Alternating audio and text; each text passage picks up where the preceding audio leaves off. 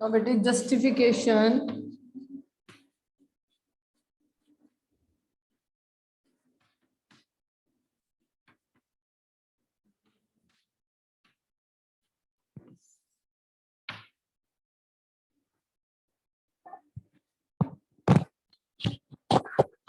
मान लो बेटे कोई प्रोसेस है and we have to move from A to D, ठीक है।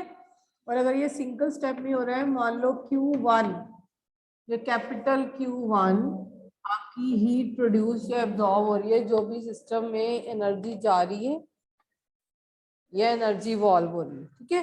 हीट इज एब्जॉर्ब और इवॉल्व, ठीक है। यही स्टेप, इसी स्टेप को हम एक नंबर ऑफ स्टेप में कन्वर्ट करें और बोले कि इधर से इधर जाने के लिए जो हीट चाहिए वो Q2 चाहिए, ठीक है। और ये नंबर ऑफ स्टेप में हो रही है ये वाली रिएक्शन। तो डिफरेंट स्टेप की जो हीट इवॉल्व है या एब्जॉर्ब है वो डिफरेंट होगी। एक स्टेप है आप ए से डी जा रहे हो, ठीक है, ए से डी, ओके। एक है, हमने पहले ही बोला हुआ है बेटे, एंथैल्पी एक स्टेट फंक्शन है, हाथ पे नहीं डिपेंड करती।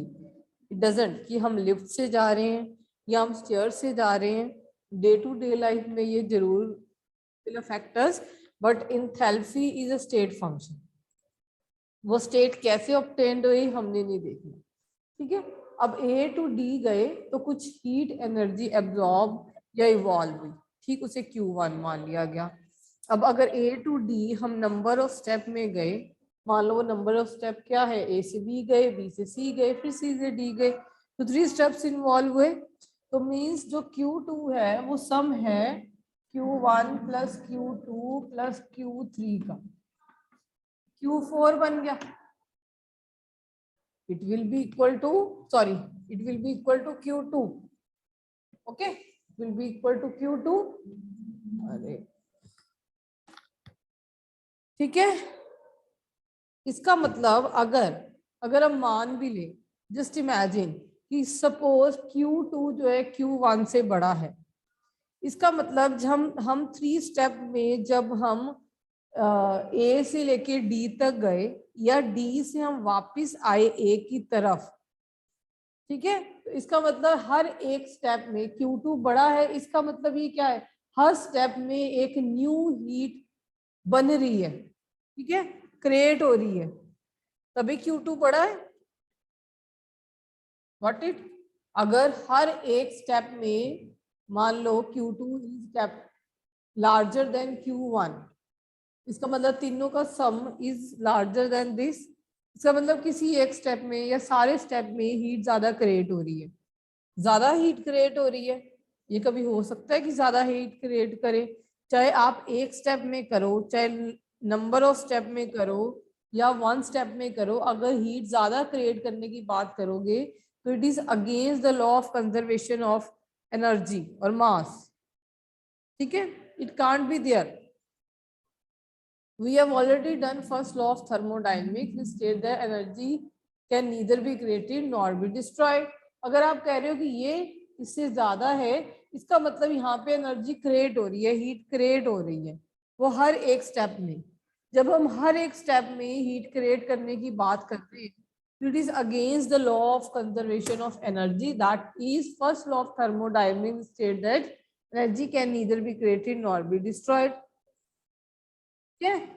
इसका मतलब अगर हम कोई प्रोसेस बहुत सारे टाइम के लिए रिपीट करें, बहुत सारे स्टेप में रिपीट करें, तो उसमें हीट इवॉल्व या एब्जॉर्ब ज्यादा हो जाएगी।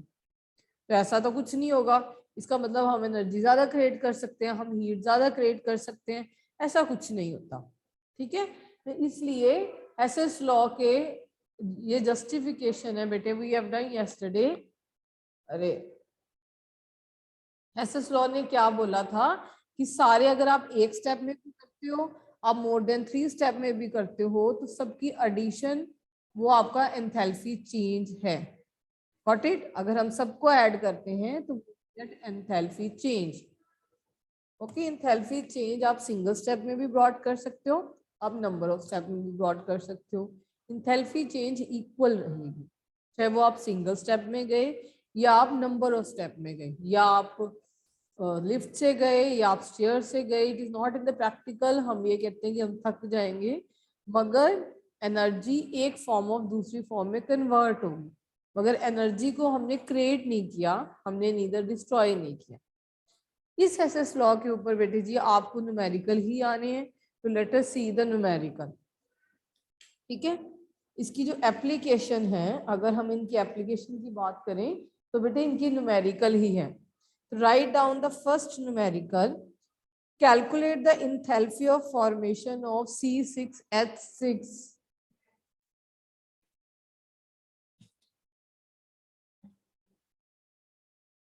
Calculate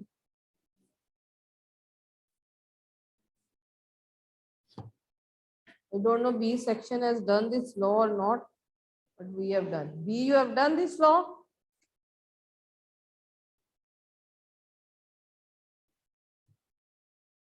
ठीक है, write down in the calculate the enthalpy of formation of C6H6. अब जब मैंने C6H6 लिखा तो दैट इज अ बेंजीन। अब बेंजीन किससे बनती है? बेंजीन बनेगी कार्बन और हाइड्रोजन से, तो यही बेंजीन इससे बनेगी। इसका मतलब इसकी फॉर्मेशन के बारे में लिखना है, तो आपके 6 कार्बन है, 6 कार्बन बैलेंस करो पहले, यहाँ पे 6 हाइड्रोजन है तो 6 हाइड्रोजन। तो हमें रिक्वायर्ड क्या है? फॉर्मेशन ऑफ बेंजीन होने पे इंथैल्पी चेंज क्या हुई है। अब आपको गिवन क्या है?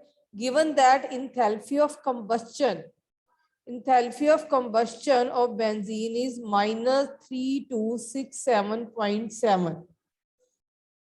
enthalpy of combustion मतलब उसको ऑक्सीजन के प्रेजेंस में आप हीट कर रहे हो और आपको क्या मिल रहा है बेटे? कार्बन डाइऑक्साइड एंड वाटर मिलेगा। ठीक है, और डेल्टा एच जो गिवन है इस रिएक्शन के लिए आपको गिवन है -3267.7 किलो जाउल्स। ठीक है, 0.7 किलो जाउल्स। अब इसकी इंथैल्पी ऑफ कंबस्चन आपको गिवन है, तो इसको पहले तो हम बैलेंस कर लें। ठीक है, ये इसी वे में ही आप बैलेंस करोगे।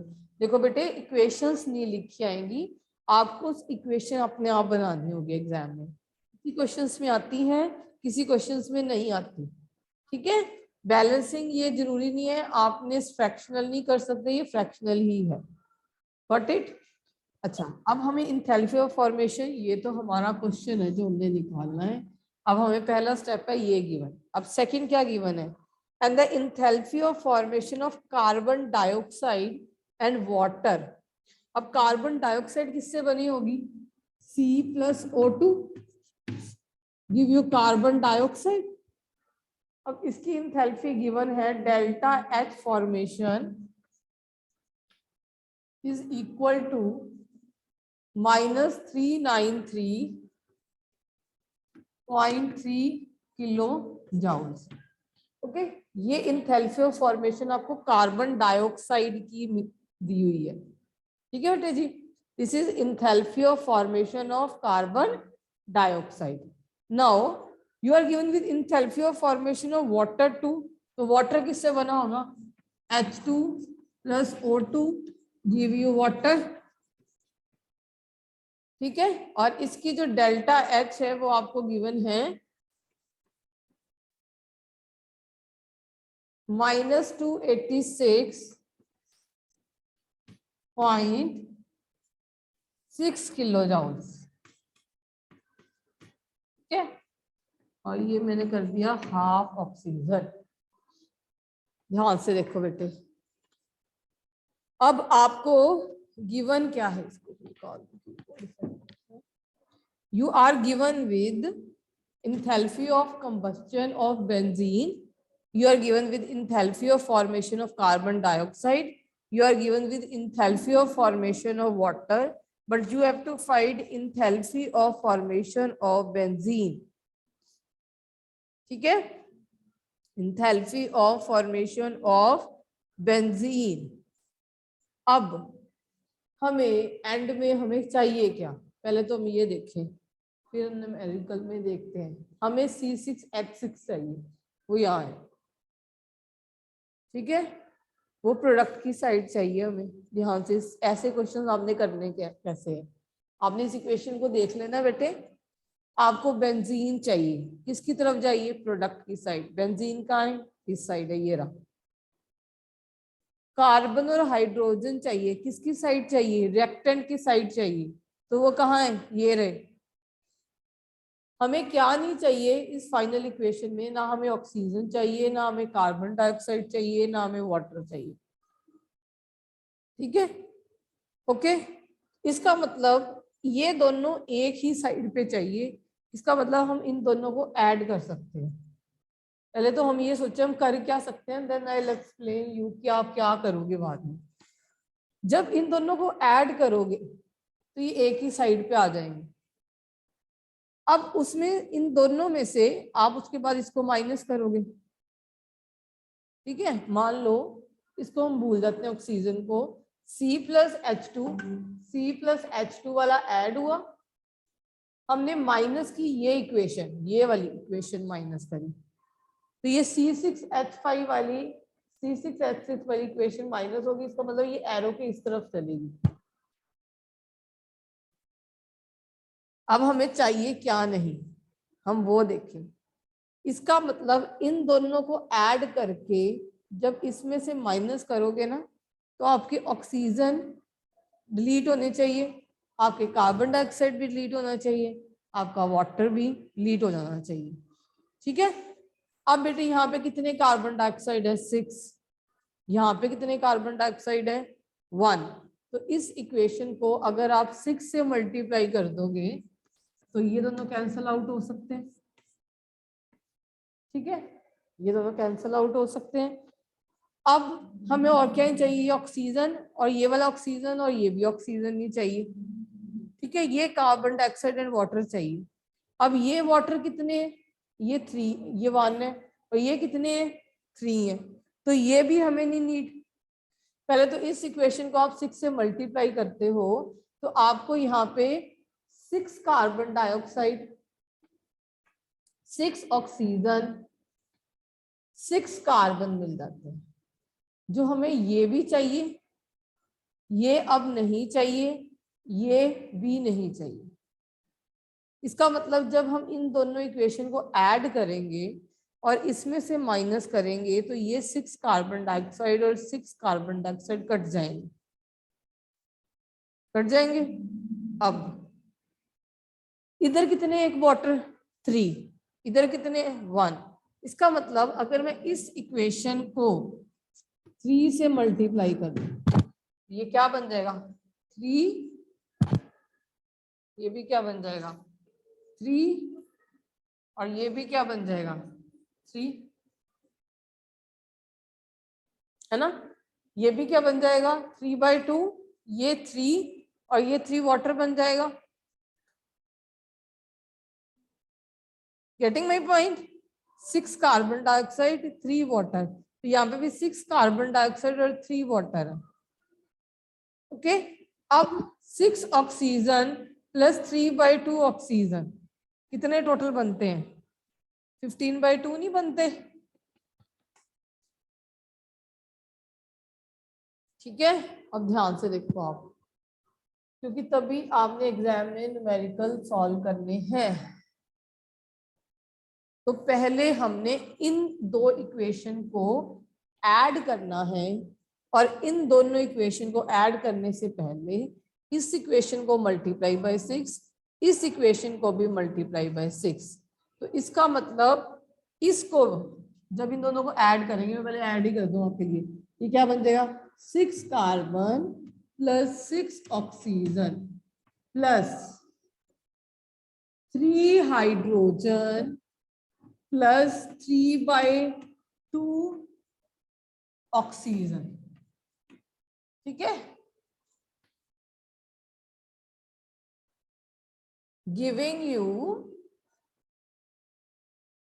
6 carbon dioxide plus 3 water okay, अब ये दोनों ऐड हैं, ऐड होने से पहले अगर ठीक है, इसको मैंने अभी आपके लिए नहीं, अब हम इसको टच नहीं कर रहे अभी।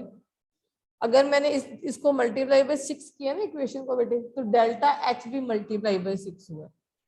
अगर इस इक्वेशन को मैंने 3 से मल्टीप्लाई किया है तो इसका भी डेल्टा एच मल्टीप्लाई बाय 3 हुआ। ये हम बाद में देखते हैं, ठीक है, पहले ये समझो।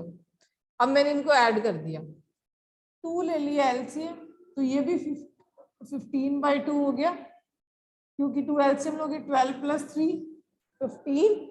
तो ये क्या आ जाएगा मेरे पास, 6 carbon plus 6 oxygen plus 3 what hydrogen, और यहाँ पे 15/2 oxygen giving us 6 carbon dioxide plus 3 water. अब ये जो आई है, अगर मैं इसमें से ये वाली इक्वेशन माइनस कर दूं, तो ये वाली जो इक्वेशन है इसमें से माइनस करें, C6H6 plus 15/2 oxygen giving us 6 carbon dioxide 3 water. अब मैंने माइनस करी है तो ये कैंसिल आउट, ये वाला कैंसिल आउट, ये वाला कैंसिल आउट, इजंट इट? ठीक है, ये दोनों कैंसिल आउट हुए कि नहीं हुए? अब अब तुम्हारी फाइनल में क्या आई, 6 कार्बन प्लस 3 हाइड्रोजन माइनस ये मैं बोलूं C6H6, यही बचा, क्योंकि हमने सब्ट्रैक्ट किया। अगर मैं माइनस को इक्वल टू के उधर ले जाऊं तो मैं प्लस में बना दूंगी, तो 6 carbon plus 3 hydrogen gives us C6H6, यही तो हमने निकालना है फाइनल। अब ये आया कैसे, जब हमने इस इक्वेशन को 6 से मल्टीप्लाई किया और इस इक्वेशन को 3 से मल्टीप्लाई किया, फिर दोनों को ऐड किया और बाद में माइनस किया, जो यहाँ पे इक्वेशन थी, मतलब जो ये थी, ठीक है। अब इसमें जो भी वैल्यूज है सारी पुट करना शुरू करो। ये देखो, अब इस इक्वेशन में हमारे पास -393.3 इंटू 6 है, प्लस क्या किया 286.6 इंटू 3 माइनस इसकी कितनी वैल्यू थी आपकी, इसकी वैल्यू थी आपकी 3267.7, 3267.7। तो आपका delta H formation of benzene आ जाएगा, ठीक है। इन दोनों इक्वेशन को प्लस करके, प्लस करने से पहले इस इक्वेशन को मल्टीप्लाई बाय 6 किया, इस इक्वेशन को मल्टीप्लाई बाय 3 किया, फिर उनको ऐड किया। तो इस इक्वेशन में क्या था, डेल्टा एच ये थी, इसको मल्टीप्लाई 6 करोगे।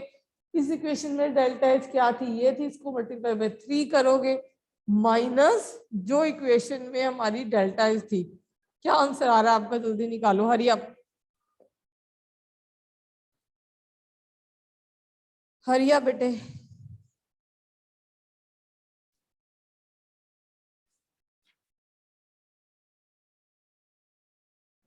जल्दी।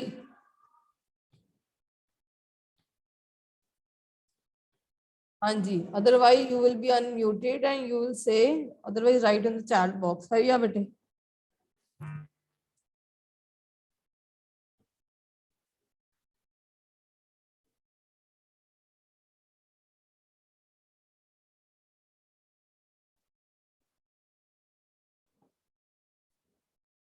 ये माइनस में, इसको माइनस में लेना बेटे, नहीं तो आंसर नहीं आना। ये वैल्यू माइनस में है।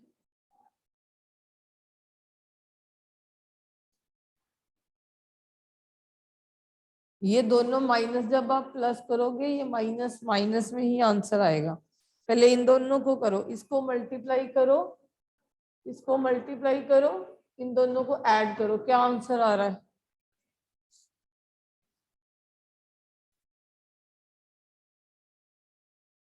फिर ये भी नेगेटिव में है,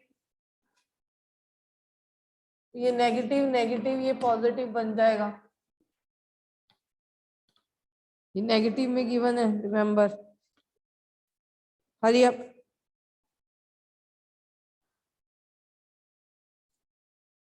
हाँ जी, गॉट द आंसर। इतना बड़ा आंसर नहीं आएगा बेटे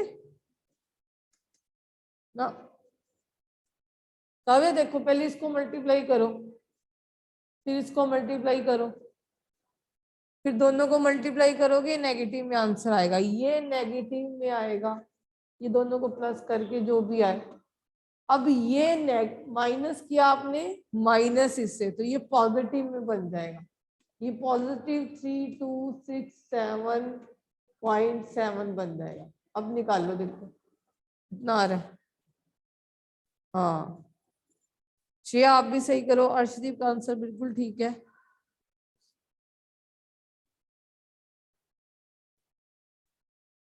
बेटे ये दोनों नेगेटिव में है, इसको मल्टीप्लाई करोगे आएगा, इसको मल्टीप्लाई करके आएगा, दोनों को प्लस करोगे तो कुछ आएगा। माइनस आपने किया माइनस 32.67.7 हीट ऑफ कंबस्चन है ना, वो हीट ऑफ कंबस्चन एक्सोथर्मिक होती है, डेल्टा एच नेगेटिव में होती है।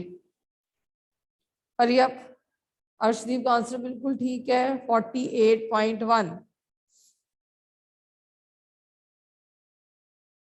हाँ दीदी ने बिल्कुल ठीक निकाला। और अभी भी गलत आ रहा है Shreya, just check it out.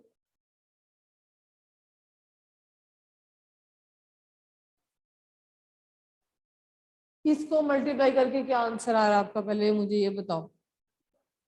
393.3 multiplied by 6, your answer will be minus 2359.8. yes or no? minus 2359.8। Okay, फिर उसके बाद आपने 286.6 को मल्टीप्लाई बाय 3 किया, योर आंसर मस्ट बी 859.8। हाँ तो इन दोनों को जब ऐड करोगे तो क्या आएगा, माइनस 3219.6 माइनस 3219.6। अब इसमें से इसको माइनस करो तो you will get 48.1।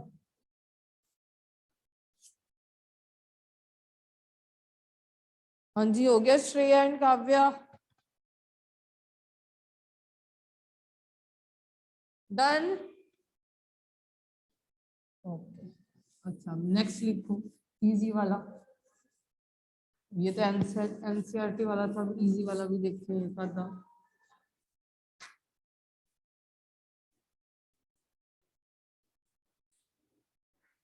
Next write down बेटे, calculate the heat of formation of carbon monoxide.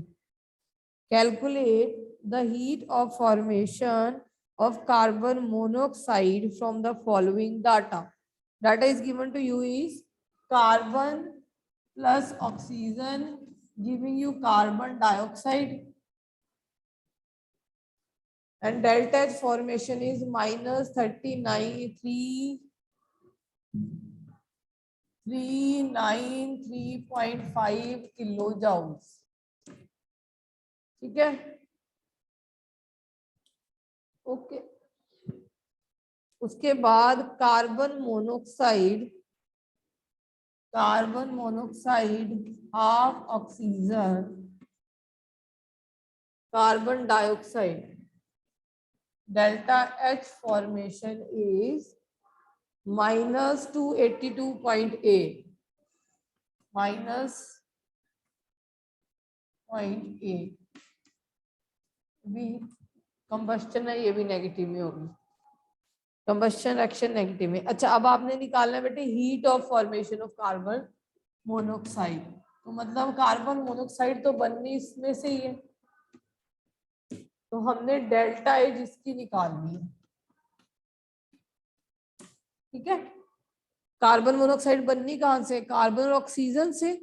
जब कार्बन और ऑक्सीजन से बननी है तो हमने डेल्टा एच ये मतलब हमें एंड में ये इक्वेशन चाहिए। मींस हमें इक्वेशन की एक तरफ कार्बन मोनोऑक्साइड चाहिए और दूसरी तरफ कार्बन और ऑक्सीजन चाहिए। तो इसका मतलब कार्बन ऑक्सीजन कहाँ है? यहाँ। और कार्बन मोनोऑक्साइड कहाँ है? ये वाले में। मतलब फर्स्ट में से सेकंड माइनस करोगे आंसर आ जाएगा। तो इन दोनों को कुछ भी नहीं मल्टीप्लाई करना है, तो बहुत सिंपल है। अगर इसको माइनस करोगे कार्बन डाइऑक्साइड से कार्बन डाइऑक्साइड कैंसर। ठीक है, कार्बन A1 ऑक्सीजन से हाफ ऑक्सीजन गई तो हाफ ऑक्सीजन बच गई, कार्बन का कार्बन रह गया, कार्बन मोनोऑक्साइड नेगेटिव में एरो के ऊपर उधर जाके कार्बन मोनोऑक्साइड पॉजिटिव में। Means you have to just do one thing, that you have to subtract equation second from first, your answer will be there. Hurry up then, find out jaldi.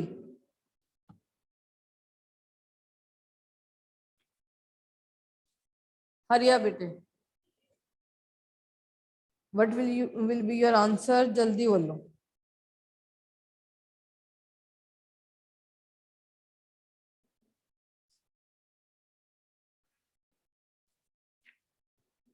hurry up, hurry up, very nice।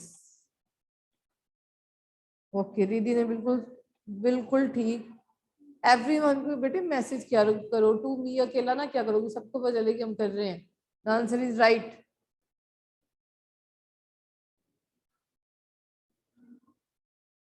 दीदी ने निकाली, कुछ भी नहीं करना बेटे, इस equation को इसमें से माइनस करोगे तो ये दोनों कैंसिल आउट हो जाएंगे क्योंकि हमें नहीं चाहिए। ये ऑक्सीजन से हाफ ऑक्सीजन क्या, तो यही मिल जाएगा। कार्बन और ऑक्सीजन एक तरफ रह जाएंगे, कार्बन मोनोऑक्साइड आप उस तरफ ले जाओगे। तो आंसर विल बी हरी आप, और दीदी ने निकाला है बाकी।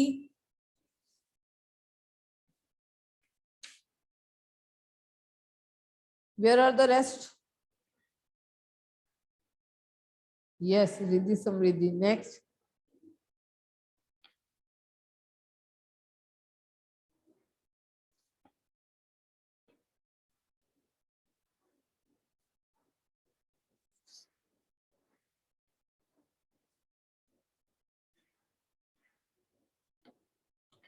I am going to be off now.